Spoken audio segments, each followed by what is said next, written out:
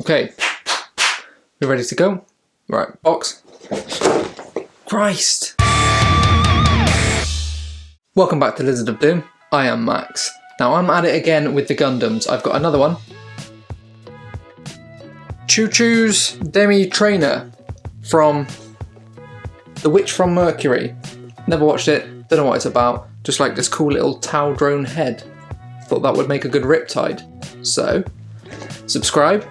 Oh, I was going to throw it back then, be behind the camera, and I don't want to smash the camera with it. So subscribe, no messing around, let's get into it. Tick on my like, oh yeah! That was out of tune, wasn't it? That was really bad. Let's go. This kit was £18. Now that is a massive saving on a Riptide compared to £70 from Games Workshop. It is 144th scale, so it is the same size as a Riptide, it is the same height.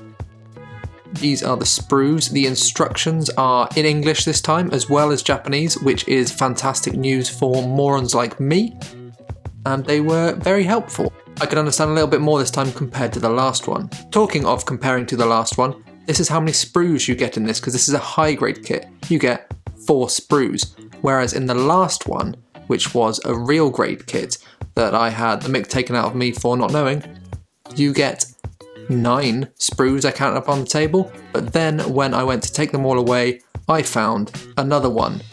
10. There are 10 sprues in that kit, and they build miniatures the same size as each other, so there is a lot more parts in the real grade than the high grade. Now the main difference I noticed is that when building the real grade, you made a frame first, whereas the high grade, it was all kind of in one. You didn't armour a frame afterwards. You built the armour panels, that kind of was the leg, rather than just the frame and then the panels on top of that. The piece I'm building here is the main reason I chose this, as mentioned. It's a little Tau looking drone thing. This would be perfect for a Riptide's head.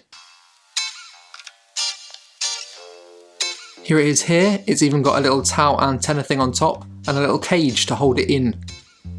Now I'm making this for a human Tau army, the Gue'vesa, known as the Amican First Loyalists.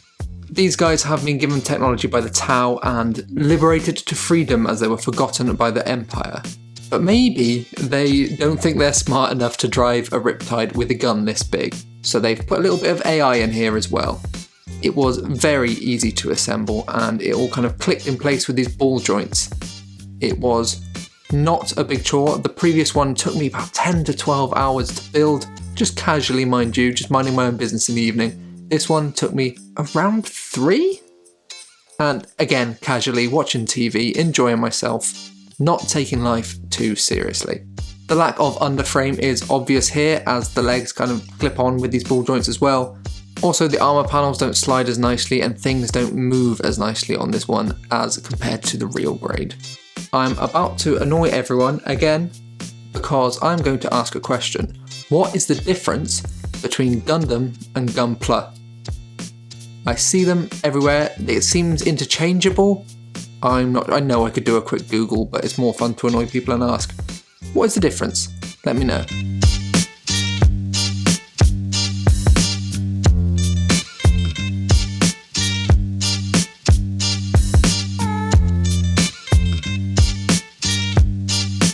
So last time I got the real grade, this time I got the high grade. I think I do prefer the real grade. It just took 4 times as long to build. And last time I said I was new to Gundam. I said, why is there so many pieces? And a lot of people let me know it's because I got a real grade one. And the high grade one might be better suited to this. I think at the finished product, if you haven't built it yourself, you can't really tell what bits aren't there, but I know what bits aren't there. I do think I prefer the real grade over the high grade. The last one I built with a machine gun type thing that was my counts as heavy burst cannon. This one has a big old gun with this backpack, so this will be my counts as ion accelerator. This is partially why I chose this kit, because it had a bigger gun that I could count as something else. It also has this cool way it attaches, like one of those guns from Aliens. That's one of my favourite films, Alien 2, Aliens, and they have those cool guns which are actually on Steadicam rigs for film cameras. It has a special crotch panel where this attaches, and yeah, I couldn't figure it out. The arm was not long enough, so off camera I figured out my stupidity and came back when I had figured out what I was doing wrong. Still no idea what I was doing wrong, it just suddenly fitted once and then I didn't move it again. I saw this cool pose for this model online, so I thought I would copy it, but I needed to make it my own and needed to base it in a way that fitted my other one. Now I'd put the other one 1 foot up on some temple ruins, so I want to do a similar thing with this as I like the dynamic pose option. The gun attaches to the backpack with this cable wire thing. This is a lot less detailed than the real grade. They had kind of a 2 cable system where they had a cable like this and then a textured nylon one that went over the top. But this one just has that one. So yeah, it looks alright, it does the job. And I might start using more electrical cable for my Warhammer as it does really nice. You can just use it as big fat cabling on Warhammer. Now that was ready, it was time to think about the other weapons. Little guns. These little drones are spares from my tank kit. They are going to be the counts as twin plasma rifles because I have not got a way to mount any more guns to this model. The other one had a rocket launcher on its back to be its twin smart missile system, but this one is going to have 2 little friends on the base. For the base, we need 1 commandeered base from something else, 1 smashed temple ruin, some bits of kids' pipe toy cut to a funny angle, and some paper clips to pin those little drones on. And of course, the boy himself. Beeble beeble. I got to work gluing stuff in kind of a pleasing pose. I knew I wanted him to have his back foot up on this, like lunging down off of it. And I glued these pipes underneath, like when this column had been pushed over, it had smashed them upwards. Pinning is relatively easy with these paper clips. All I've got to do is put a little hole in the bottom of the drone and a little hole where I want them to go on the base. To give them some extra height, I drilled 1 onto the top of that temple ruin piece and 1 onto one of the pipes. Now they look like friendly little drones bobbing along with him. I'll paint those paper clips black so I can try and ignore them a little bit more than if they were any other colour. I'm happy with this. I think this looks good, looks quite dynamic. It's going to take a little bit of work to paint and get swampy like the last one, but I've got a plan.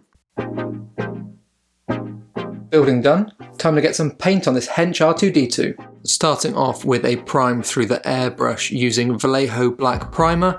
This covered up everything pretty easily. No problems here. This is becoming my favourite way to prime. I can do it in any weather I want. Now back to the same triad I've used on all my tile stuff so far. We're starting with Baron Yellow, one of the Army Painter airbrush triads. I thinned it a bit much and it did struggle to cover this black primer, but after a few decent coats, I was at somewhere where I was happy with. Looks like a New York taxi now. Not very tall, but it's quite nice. I do like this yellow colouring. After that we moved on to Desert Yellow, which is the mid. This brings it down a bit, makes it a bit less bright yellow. It is a sandier desert yellow colour, and this is my kind of homage to the beigey brown towel with a little bit of a kick. And there we go. I sprayed that just from above really, so leaving the undersides still darker yellow and still some of the primer right underneath. Then I used the yellow dune just to come in to do the high points on everything, and these little guys at the bottom here. Can't forget its little drone buddies. After everything was highlighted to my liking, it was time to move on to actual painting. This boy is very yellow, like an American school bus. This is, yeah, it doesn't look as Bumblebee as the last one, because the last one was more humanoid head. It did look very Bumblebee. But this one is yellow. I do like the way I have posed him. He does look extremely dynamic, like he's kind of running through the swamp and he's just paused there for a second to pick a new target before he starts shooting again. Next to the other one, you can see I've started to pick out brown panels with Mornfang Brown. I'm trying to pick similar areas to the other one to paint in this colour, but it is quite a different kit, so some bits don't translate very well, but I'm picking something that's about there, like this shoulder panel is kind of where his shoulder pad is, and together they look like a sick little team. Look at these two. Yeah, you don't want to mess with these boys. I also made sure some relevant panels on the legs were the right colour as well. Most of the brown on this model is on the legs, the rest is left nice bright yellow.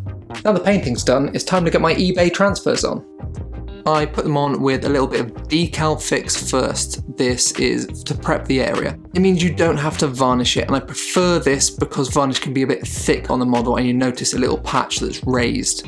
Like the shield would be a bit ridiculous to varnish all over just to put this little transfer at the top here. I always find them a little bit fiddly and never quite put them right first. Just a little bit of water on the brush and push it about, slide it about till you're happy.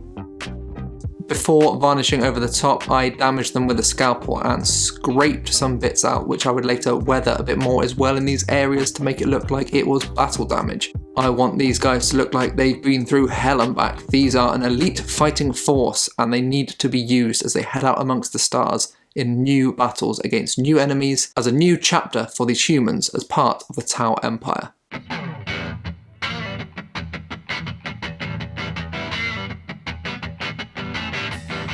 I then used some microcells, something I hadn't used before, to soften down these transfers and make them look a little bit less like stickers stuck on. It dissolves the transfer a little bit and kind of makes it a bit more jelly, and yeah, I think it does help the overall effect at the end, and I will be using this in future. Would recommend.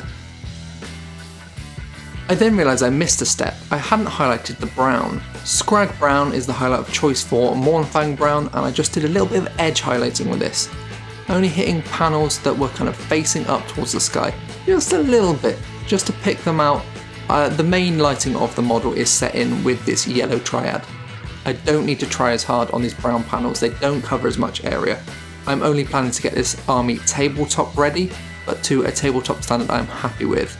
Rhinox hide is one of my favourite all-time paints. It does so much, and what it does well is chipping with sponging. I targeted edges, not quite going as hard as my Tau tanks. If you've seen that video, I weathered them. They were battered. This time I went a little bit easier. I did a little bit too much for my liking on one of his hands at the front, his right hand there. When you see that in a minute, there's a little bit too much on there for my liking. But maybe he's punched something really hard. Not that Tau do that very often, but maybe this guy has. Yeah, that's a decent amount on top of that shield. What do you think? I like it. After the weathering step there, there's only a few more bits that I need to do. The first bit is quite a big bit, but it does make the most impact. That important step was this, picking out all of the mechanical and kind of functional bits in this black colour. This is just a bad and black from Games Workshop, and yeah, look at all the detail popping now. Everything is not that one zenithal of yellow, and you can really see the mechanical bits and all the other bits and bobs pop out now, and yeah. I edge highlighted some of the more important panels facing the sun with some Storm Vermin fur, much as I had done Scrag Brown on the Mournfang Brown. It was the same kind of style. You can see it here on that little eye bit there. This eye bit also got two thin coats of Two Thin Coats White Star, ready for a thick helping of contrast paint.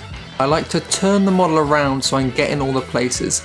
Don't try and kind of bend your paintbrush bristles in weird directions to try and get in places like this. You will hit something you shouldn't hit, so just move the model around. A bit of athematic blue, quite a lot of athematic blue over this white to make it pull. I'm trying to make this pull so that it looks like a really bright spot in the middle where it hasn't pulled, and you can see that white through. There we go, you can see on his eye, on that little bit on the gun there, on the two little chest thingamajigs, back of the sight of the gun. I think this is good, tabletop standard. As I've said in a previous video, this teal colour was suggested to go with these yellows and browns by one of my Patreons in the Discord chat. AK panel liner, which is just streak and grime. Very thinned down with white spirit over the top here. I am not going for such a heavy wash. Like I said, my tanks were battered, but this is a little bit newer than those second-hand tanks from the Tau, because those were just Tau kits. This is new stuff built by the humans with the Tau technology. These are Riptides for humans, by humans, with Tau. And there we go, he's kind of dusty, dirty, all the panels are more defined now, and he is ready really. This is done. I've just got to do the base. This one's little drone, you can see the panel liner streak and grime thing has gone in the panel lines there, but it only does that when you thin it down as much as I have. It doesn't flow like panel liner should normally. It's a bit gloss because it's still drying, but yeah, it won't be when it's dry. I'm happy with this. Done. just adding one more reminder in this one to subscribe, because in the last video I released, I didn't say it once. So yeah, professional. Now on to the base. While I whiz through that, let me give you a little bit of lizard lore. Aye, life with the Tau's been pretty good. We've all got a place to stay now. I've got a place to keep my family that's not falling apart. They bought in these little prefabs and we've been living pretty comfy since then. Food's flowing. Someone said manta the other day when this big flying saucer thing came in, and since then we've all been eating good. These little blue guys with no noses hopped out and they delivered these parcels to us, these big containers full of strange foods we haven't seen from off-world. We've also got healthcare now, which is something new, something none of us have seen before.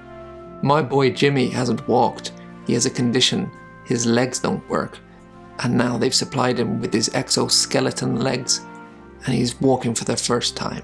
I never thought I'd see myself in one of these. When they ask, can anyone operate heavy machinery, I raise my hand. I've worked down at the waste disposal plant for years, my father did before me. I didn't think they meant this kind of machinery. I operated a trash compactor before, but let me tell you, I'm compacting some trash now. I've been off-world for about 6 months now and I miss my family dearly, but boy, I haven't had such a good time before. They've given me this big gun here. Unbelievable the things this can do. I thought the trash compactor was strong, but no, this is something else. Us humans have never seen the likes of these. These funny little blue fish goat guys have got something going on here. And the greater good they keep talking about. Yeah, that's all good and well, but these people don't seem to want the greater good. And neither did my friend Kenny. But they took him away for a few weeks and he came back really happy about the greater good. I wouldn't stop talking about the greater good. I think they sent him to some kind of retreat somewhere, he said. He'd been away. Anyway, he looked happy, a little dead in the eyes, but happy. I think we're all happier now. Most of us, anyway. This is a new chapter in Amika's history. It's the first time any of us have been off-world for generations. We were abandoned by the Empire, left to rot. But we held strong. We held strong, knowing a saviour would come. We thought it'd be the Emperor come back, but no. These funny little blue goat fish guys, and who can say no to them? Look at them, they've got these cute little nose holes. I think this has worked. The Tau drone head thing looks chef's kiss, and it really goes well with the other one. Wait for that at the end now. Thank you to all my Patreons. If you would like to be a Patreon and help support nonsense on this channel, because I am not a very large channel, but we are growing. If you'd like to join, shablam, it's up there, and there's a Discord server as well down in the comments, not the comments, the description. Professional. That is free, but there are extra little bits paid for on Patreon. So come and chat hobby with us, and remember, it's not a pile of shame, it's a pile of future fun. See you next time. Extra reminder to subscribe.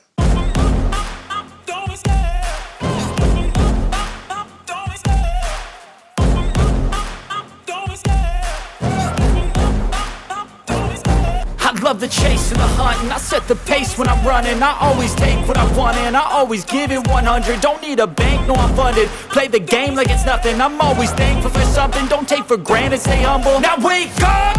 It's time to look at the enemy. Look in the mirror if he is no friend to me. It's not working out, maybe it's the chemistry. It's time to break up so I can make a better me. Better believe in your mind, cause it's everything.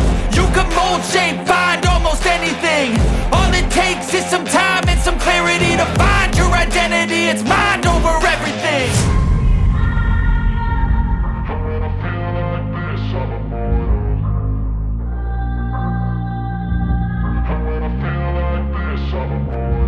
And when I feel like this, I'm immortal. When I feel like this, I'm immortal. When I feel like this, I'm immortal. When I feel like this, I'm immortal. Don't be scared. Just give me up.